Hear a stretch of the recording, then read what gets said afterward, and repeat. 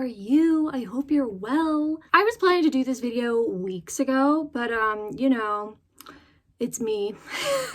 I've been watching a lot of movie adaptations of musicals just because it kind of like blew up within the last 6 months of just so many movies to watch, and also people who are filming the stage productions of various productions.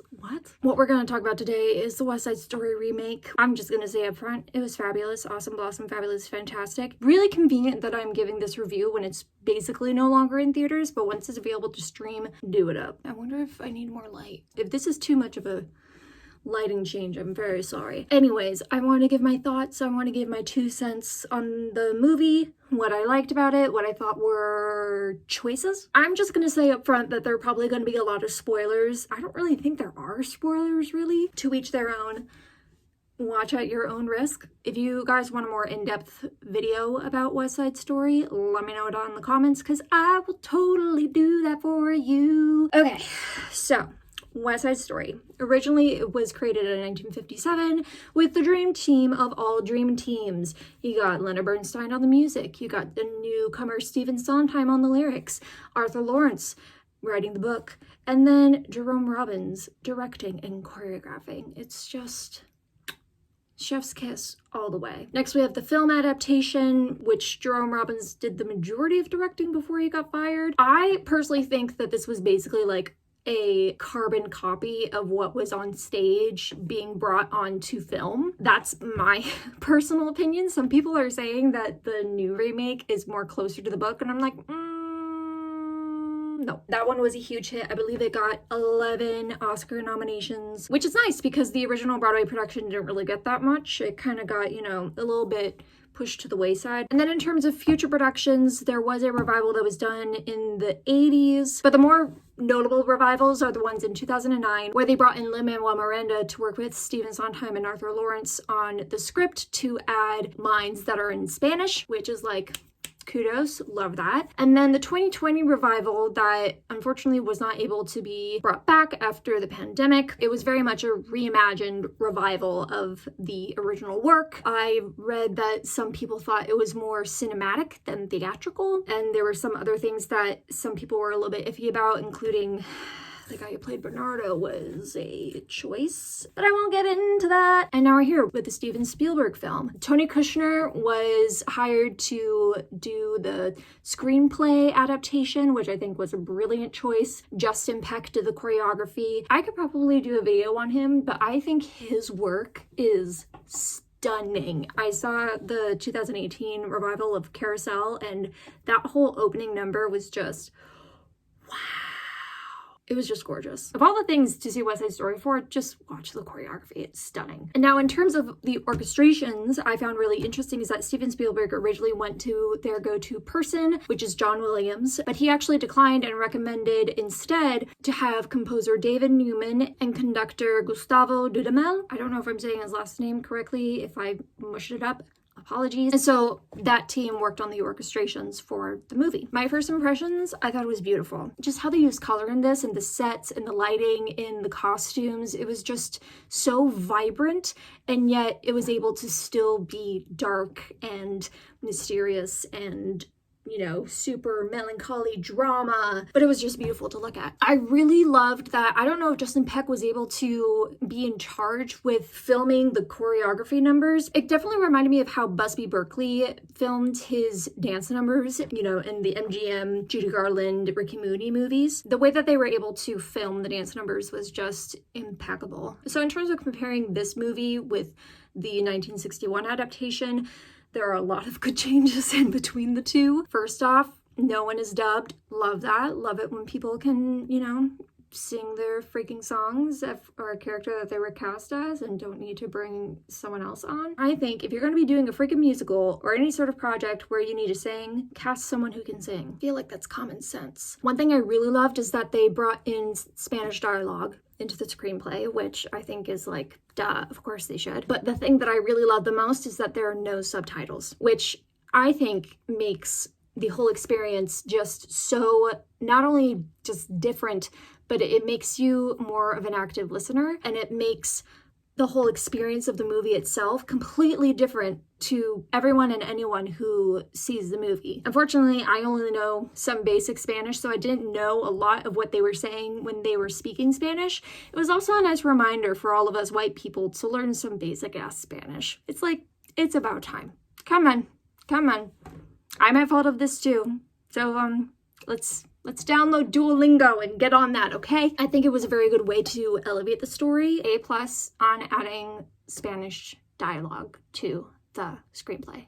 Good job, Tony. In the stage version of the story, for some reason, I felt like that the police were kind of like on the wayside a little bit, but what I found really interesting with this adaptation is that they kind of made it into a war between not 2 gangs, but 3 groups of people, which is the Jets, the Sharks, and the police. I don't know, I just think I just really like how they just added more for the Lieutenant and Officer Krupke, played by Brian Darcy James, which is like, any excuse for Brian Darcy James to be more on stage or on the screen, like, I'm all for it. Having the Officer Krupke song being done at the police station was just like, brilliant.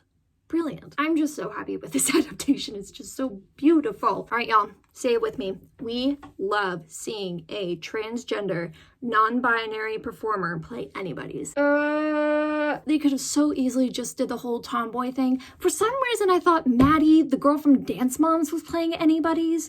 I don't know why I thought that.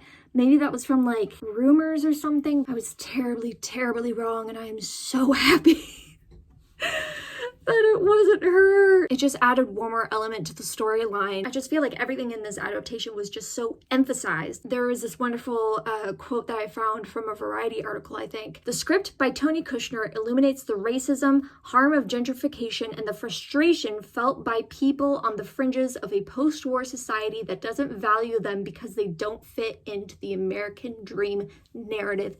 Yes. I think I would probably have to say my favorite scene that was filmed was, I don't know whose idea this was, but they ended up filming the scene where One Hand, One Heart is sung. They did it at the Cloisters. I thought that was just brilliant. Most memorable performances, I mean, first off, Rita Moreno. How can you not? How can you not? Honestly, I was like smiling during the whole movie until Rita Moreno started singing Somewhere, and I was just like bawling for the rest of it.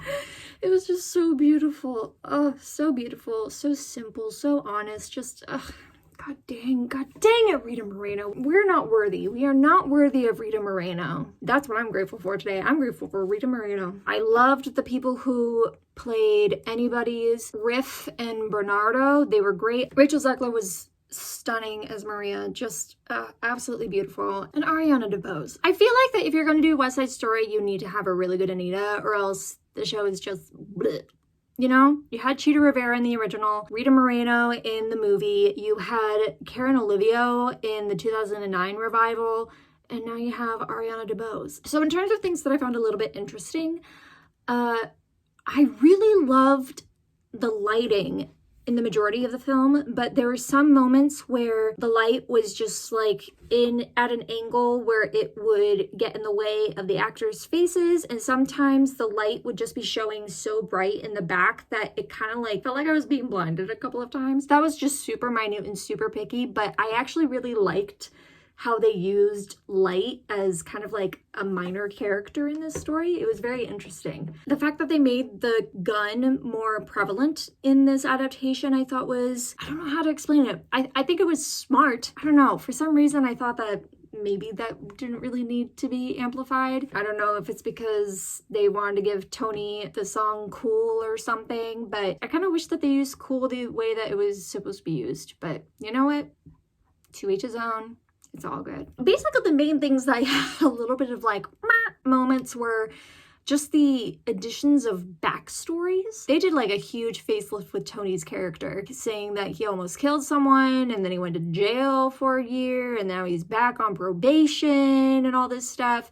And I was thinking, okay, so you have all this stuff going on, and that is like a good reason for him to not go to the dance. But then cut to, we see him coming to the dance anyways, and he doesn't give any sort of reason how he was able to go to the dance. And he talks about in the cloister scene about how he almost killed someone and he doesn't want to be that person anymore and blah, blah, blah, which I guess would amplify him killing Bernardo later on more, I don't know, more sad which it's already sad.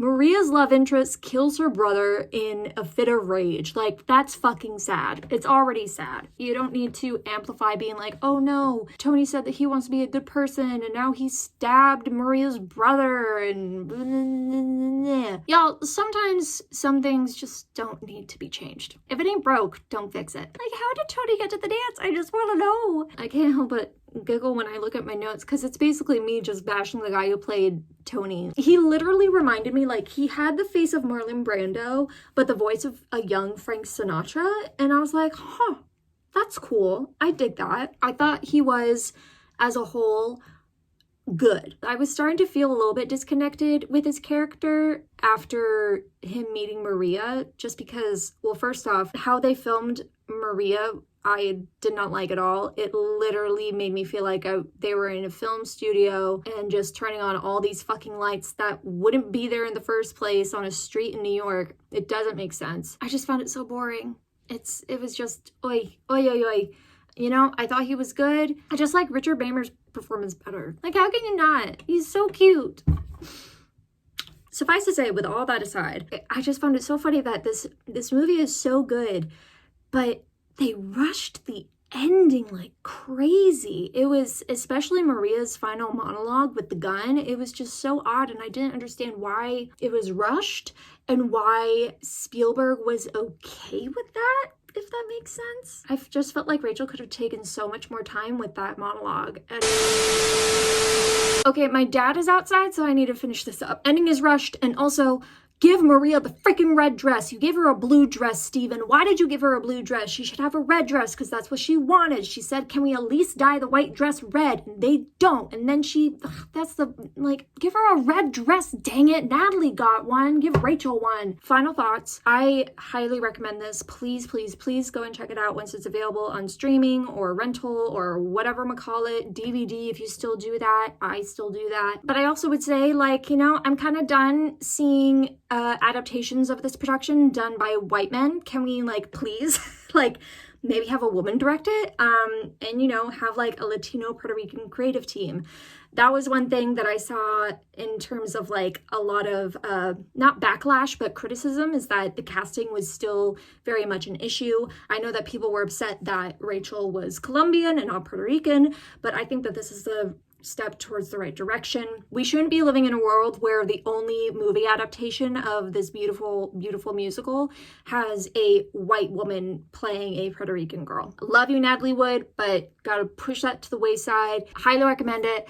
I hope you guys enjoyed this. Thank you so much for watching. Welcome to all the newbies that have recently subscribed. Let me know in the comments, what do you think of West Side Story? Did you see the movie? Did you like it? Did you not like it? Tell me what you liked. Tell me what you didn't like. Let's have a discussion. Let's have fun, but don't be a fun ruiner and don't be a jerk. I had to deal with an anti-Semitic with my Leo Frank video recently, and I was not having it. May you be happy, healthy, safe, and at ease, and I will see you in the next one. Bye-bye!